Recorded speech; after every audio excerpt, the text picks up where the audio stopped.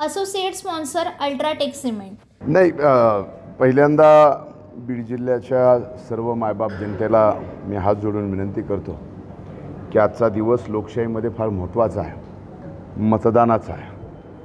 त्यामुळं प्रत्येकाने आपल्या मतदानाचा हक्क या ठिकाणी बजावावा। गेली 45 दिवस आम्ही या ठिकाणी प्रचारात होतो।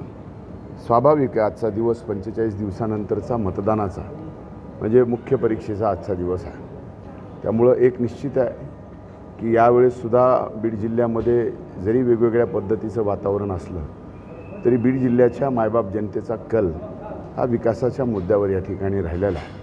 आणि बीड जिल्ह्याचं मागासलेपण दूर करण्यासाठी, बीड जिल्ह्याची ओळख ऊसतोड मजुरांचा जिल्हा ही ओळख बदलवण्यासाठी विकासाला मत नक्कीच या बीड जिल्ह्यातली मायबाप जनता देईल। पंकजाताई गोपीनाथ मुंडे यांच्या पाठीमागं बीड जिल्ह्यातील सर्व जाती धर्मातील लोक, 18 पगड जातीतील लोक सर्व मतदान पंकजाताईच्या बाजूने करतील असं महाराष्ट्राचं नाही, संबंध देशाचं लग्न स्वाभाविक लक्ष लागणं हे स्वाभाविक आहे। पण त्यामुळंच आम्हाला या ठिकाणी विजयाची निश्चिती आहे। आणि सुरुवातीच्या टप्प्यालाच म्हणजे पहिले 3 टप्प्यातलं मतदान पाहता या टप्प्यामध्ये बीडला ज्या पद्धतीनं मतदान होत आहे त्याचा सुरुवातीचा टक्का नक्कीच चांगला आहे। त्यामुळं यावेळेस मागच्या 3ही टप्प्यातले जे काही मतदान झाले त्याच्यापेक्षा अधिकचं मतदान इथं टक्केवारी झालेलं दिसून येईल। मी पहिल्यांदाच आव्हान केलं आहे की सर्व मायबाप जनतेने बाहेर पडून आजचा मतदानाचा हक्क आपण बजावला पाहिजे। लोकशाहीतला अतिशय महत्त्वाचा आजचा दिवस आहे तो मतदानाचा।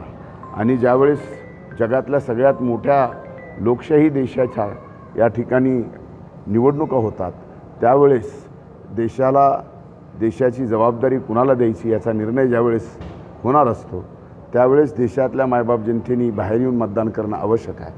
मलाही असं वाटतं की यावेळेस सर्वजण बाहेर येऊन मतदान करतील। आणि मी आव्हान करतो बीड जिल्ह्यातल्या मायबाप जनतेला की आपण आपल्या मतदानाचा हक्क आपल्या मतदान केंद्रावर जाऊन त्या ठिकाणी करावा। Associate sponsor UltraTech cement.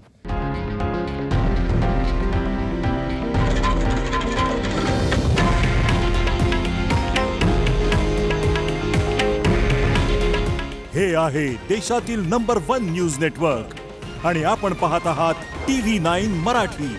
काळजी तुमची, हित महाराष्ट्राचं।